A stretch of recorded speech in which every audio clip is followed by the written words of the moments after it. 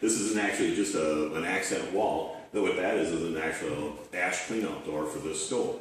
And the stove is an interesting, quite different stove than what you would find normally. What this is actually a rocket mass heater.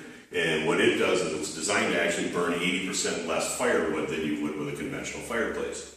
It actually burns vertically. So you put the wood in down this way into this small throat, and as the wood burns, it just drops down inside.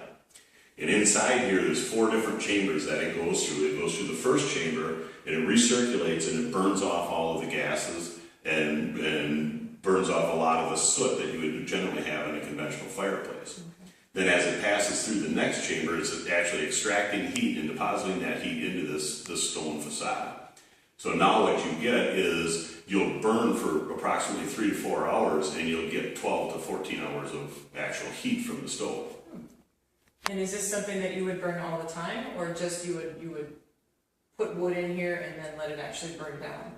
Well, that's the advantage of a rocket mass heater versus a conventional. The conventional fireplace, you're constantly stoking it in order to keep it's hot enough to keep the house warm.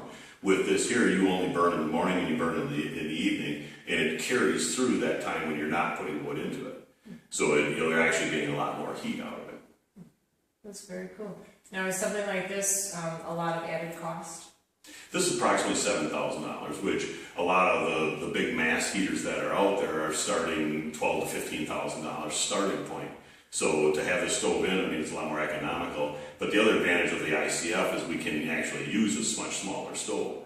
This stove is only rated at 18,000 BTUs, but the heat load requirement on this house is a little over 20,000 BTUs, so it's very comparable for this type of home. Interesting. And getting back to your original question, as far as the accent wall here, the reason I had this wall come to penetrate through this wall is to actually let the heat radiate out from this room.